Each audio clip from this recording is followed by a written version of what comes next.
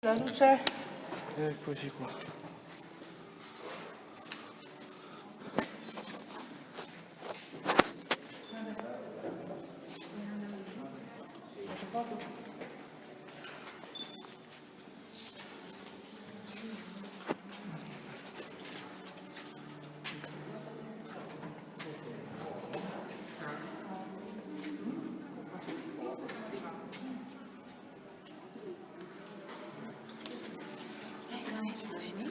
Si sentono già.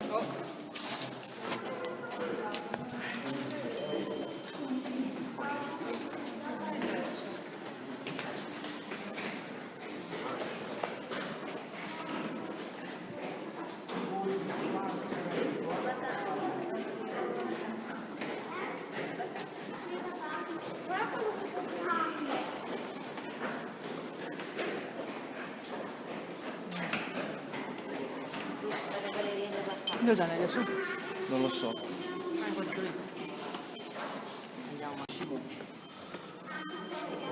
Ecco. Stiamo salendo sul campanile della cattedrale di Santa Maria Matricolare a Verona.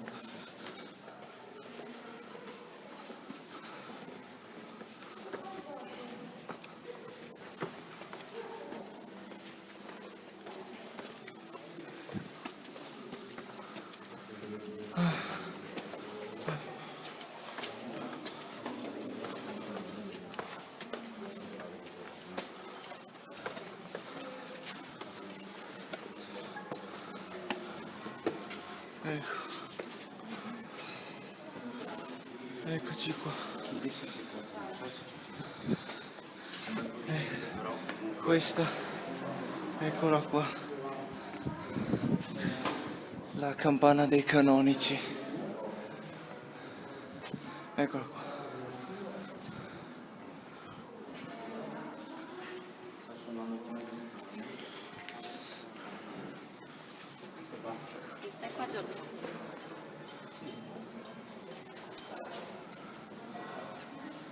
Benvenuti a Verona, nelle campanili della cattedrale.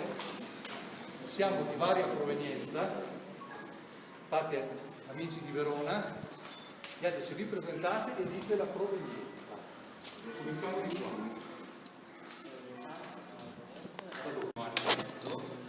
Però ecco, premesso, se teniamo un attimo la distanza, anche con il conto dello sposto di fare le scale, possiamo tenere anche la bocca libera.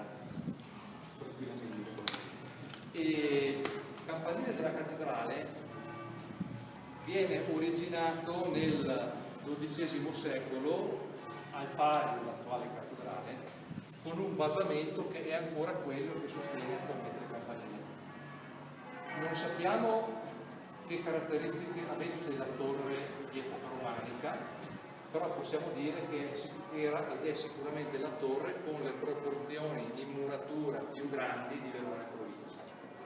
Abbiamo un lato di base esterno di 11 metri e uno spessore della muratura alla base di 3 metri e 15 centimetri.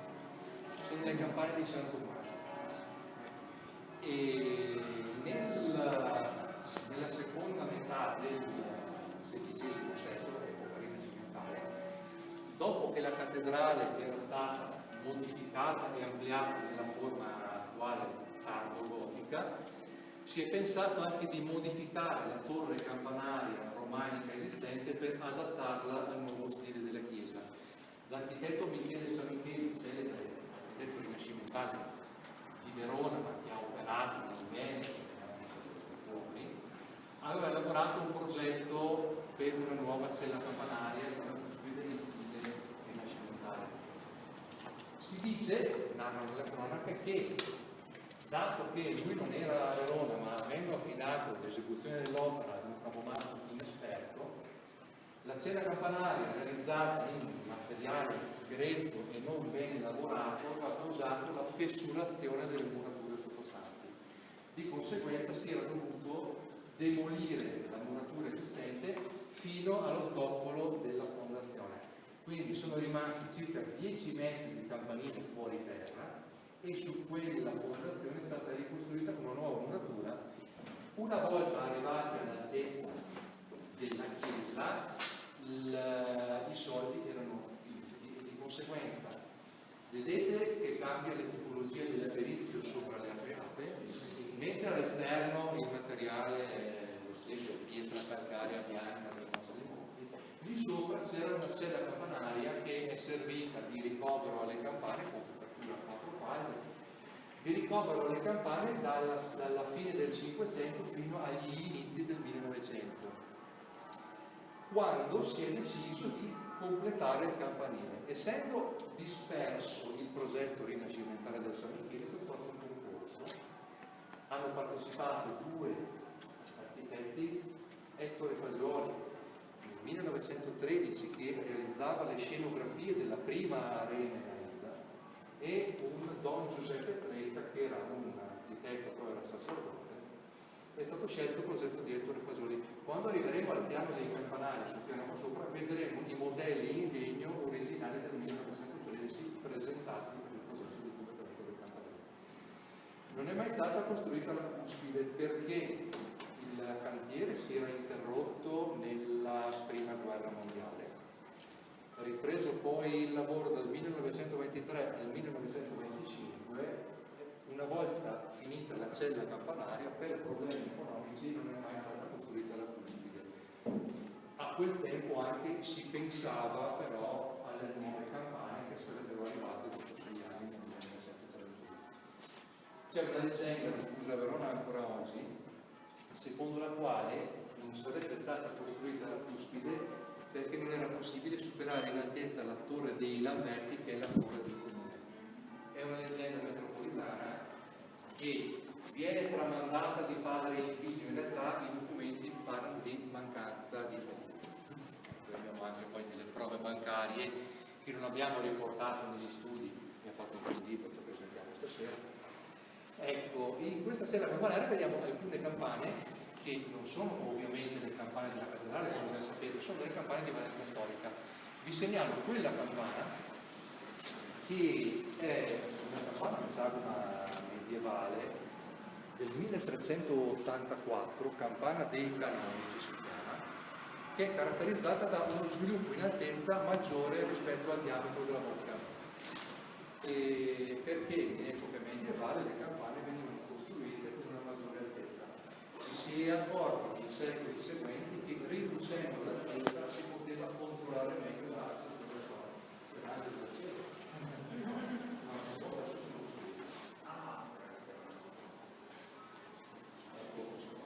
Il suono della campana, sì, se guarda estrano non so, essendo una campana medievale ha un suono più ovattato rispetto alle campane moderne, però in rapporto all'epoca di costruzione è sicuramente un buon prodotto.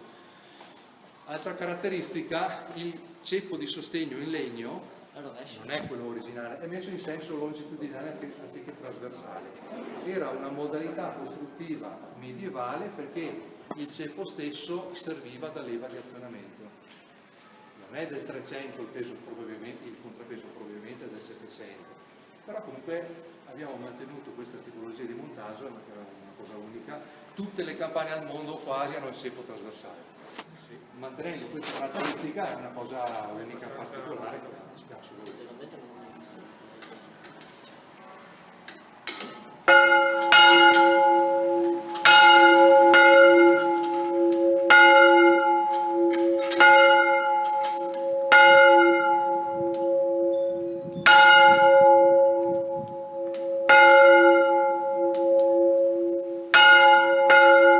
In accordo con due campane più recenti.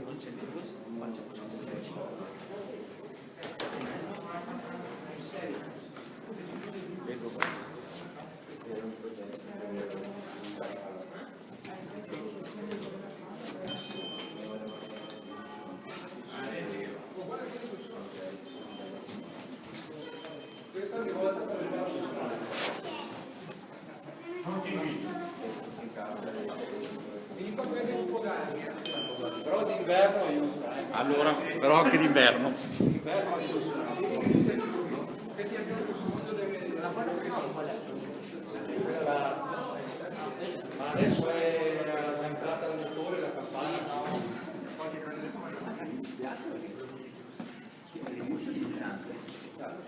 Ecco, da qua in poi lo spazio vuoto è minore, Cesare. Grazie Matteo. Sì, Grazie. sì. Ecco, questo, come potete immaginare, è il piano operativo dei campanari dove saliamo ogni volta per fare i concerti. Qualcuno mi diceva sia un po' faticoso, però soprattutto in inverno si deve fare la partenza fredda, suonare campane così pesanti avendo già fatto le scale è un valido aiuto. Concludendo il discorso del campanile, vediamo i due modelli originali del 1913 che erano dispersi in ambienti parrocchiali e una quindicina di anni fa abbiamo dovuto collocare qua nel campanile per poter dare loro una sistemazione stabile e sicura.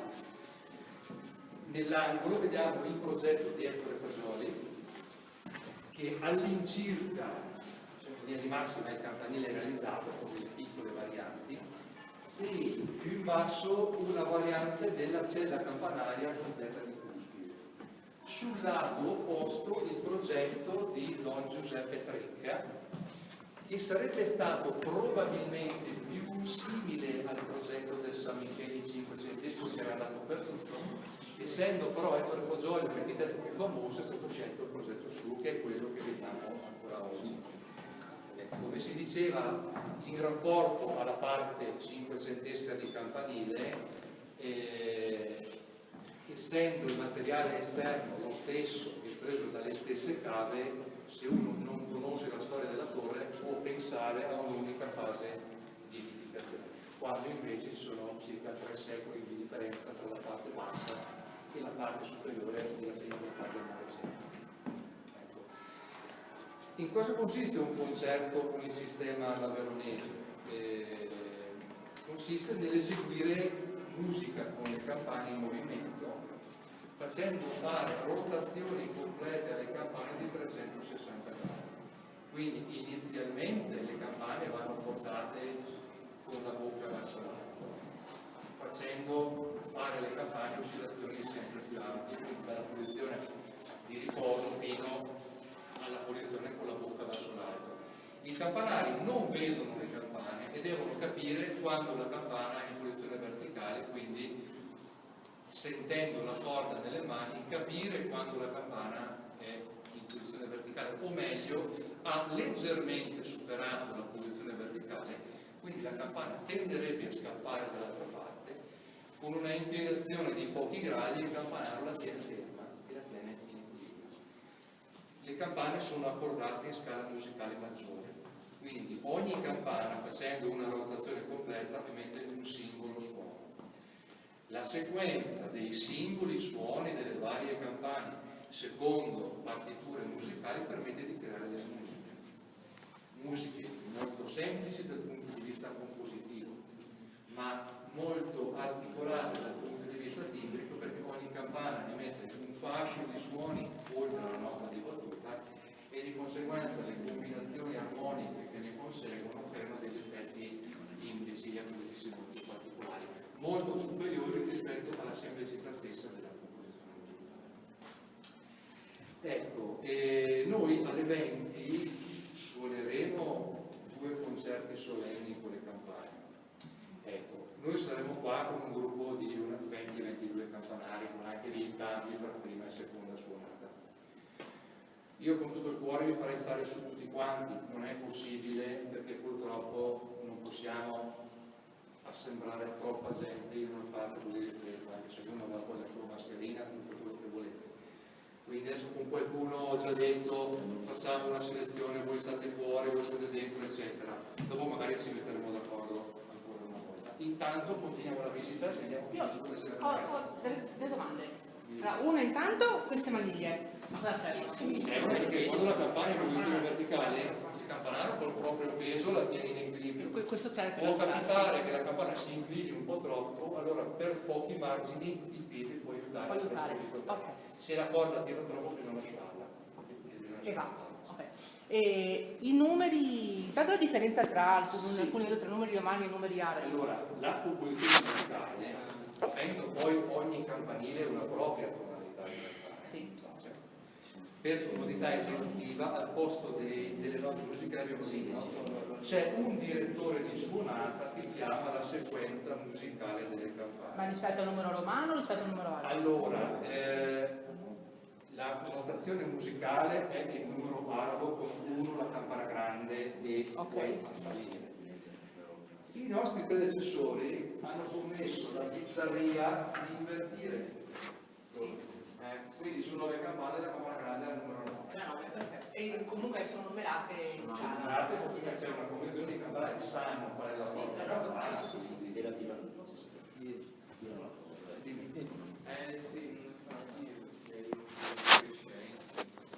Sì, praticamente la nota principale sarebbe musicalmente la numero 1.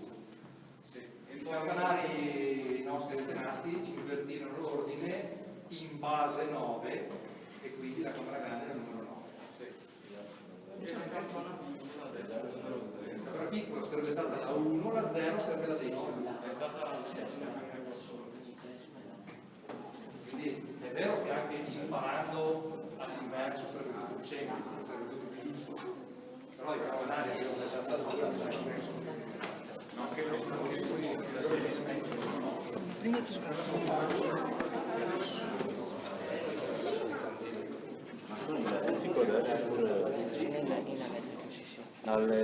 L'8 vedi sempre staccato. Forse o sono le 18 o 18:15. Che cosa?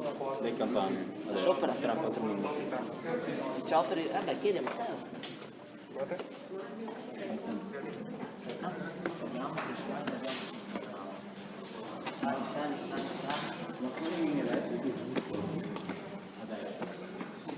E poi i motori.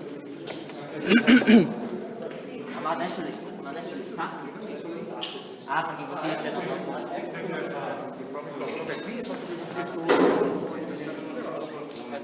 No, aspetta, qui c'è una borsa. È di Matteo. No, questo qui è collegamento perché sono tutte alcune sono identificate, vorrei mi piace.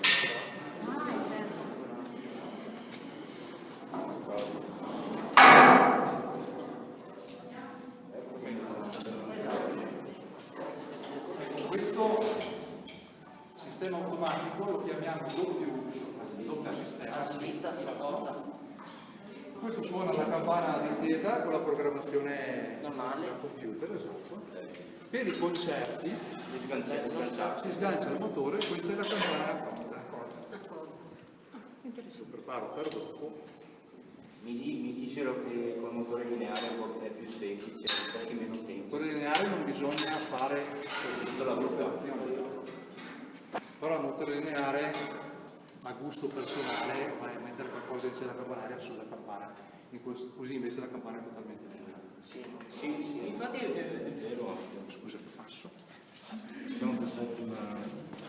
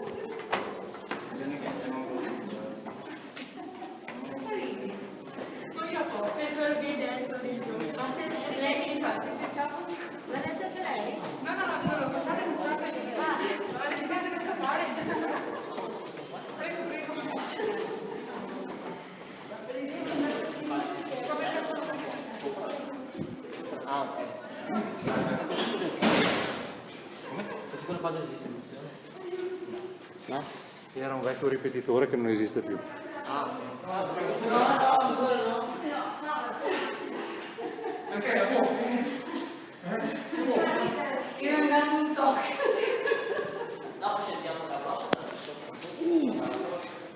Faccio tutto lì, vai! Siete ciappe comodo! Come dici, siete ciappe comodo!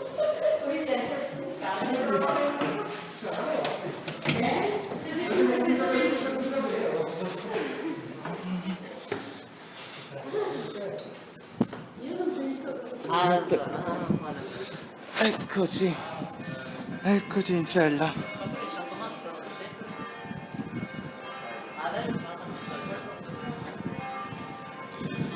Sant'Anastasia.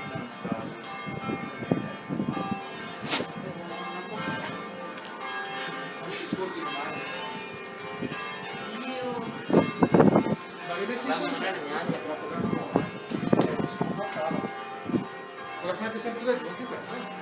Va bene, allora dobbiamo ancora fare una andiamo su una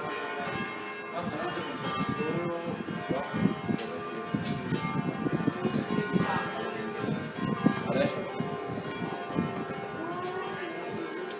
I primi punti.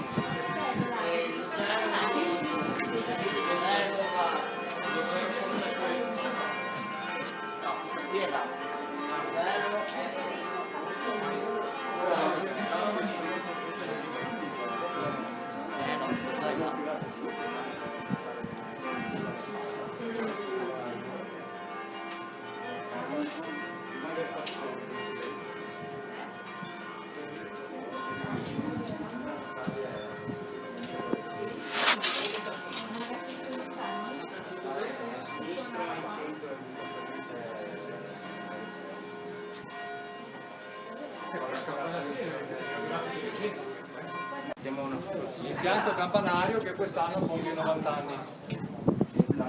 Le campane sono state fuse dalla fonderia San Matteo. Praticamente l'impianto originario era di 9 campane fuse nel mese di gennaio del 1931, a parte 2 delle piccole fuse durante l'estate, consacrate in chiesa in maggio, montate durante l'estate e inaugurate nel mese di ottobre. Abbiamo deciso quest'anno per i 90 anni di ricordarle in questa giornata particolare. Nel tempo, 18 anni fa, è stata rifatta la campana grande, che si era crepata, e quella precedente la conserviamo nell'atrio di ingresso del Vescovado. Aggiunta 7 anni fa la 10ª, e l'anno scorso, l'11 12ª più piccola qua in mezzo, ottava superiore della più grande. E il campanile, notiamo un dettaglio tecnico particolare, oltre alle solette in cemento armato, perché già negli anni 20 era una tecnologia che si era già cominciato ad utilizzare, vediamo che la costruzione della muratura non è una costruzione fatta di blocchi o di pietre o di laterizio, sono blocchi interi uno sull'altro, perché hanno voluto in questa sezione dare la massima resistenza alla muratura. Sopra la cella campanare c'è un altro locale, come potete vedere, al di sopra del quale c'è la soletta col piatto di copertura che sarebbe stata la base potenziale per la cuspide, per il completamento del campanile. Il telaio di ferro è quello del 1931, al quale circa 25 anni fa è stata rifatta la base di appoggio a terra e in anni più recenti sono state aggiunti alcuni assetti diagonali per migliorare la rigidità della struttura. Le campane, vediamo una caratteristica, un contrappeso di ghisa che le bilancia circa al 40%, uscita in direzione contraria, con un tipologia di montaggio che a vedersi sembrerebbe abbastanza simile all'ambrosiano, quando in realtà la modalità poi tecnica di esecuzione delle suonate è completamente diversa. C'è una grande ruota alla quale si aggancia la corda per permettere l'azionamento, poi quindi possiamo una alla volta far sentire qualche rintocco.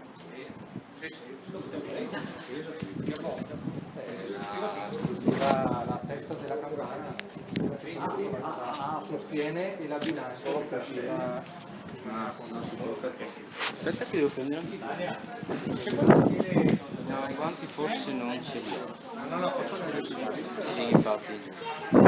Una alla volta dalla piccola. Non serve la Non facciamo distese. no, 2 o 3 colpi per una.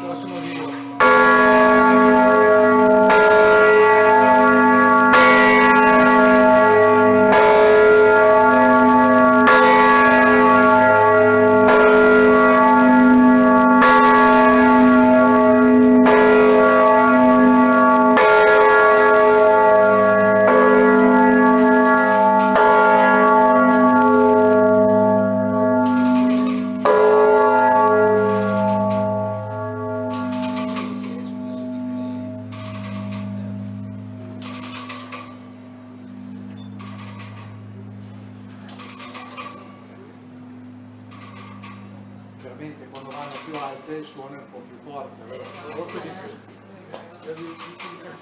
Prego.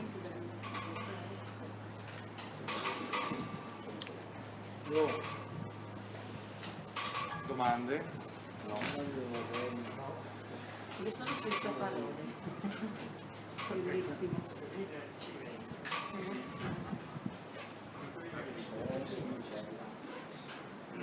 Matteo, ma anche questa che ha preso di più. Questa è la campana. Quella che hai fatto nella esatto.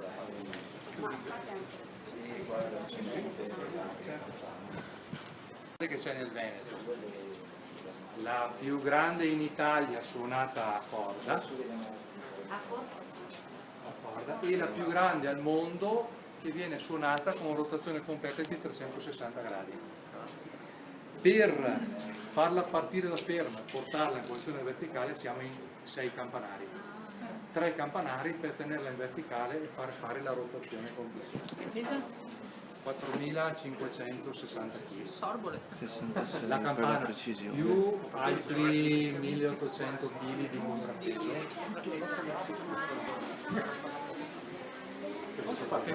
Sì, sì.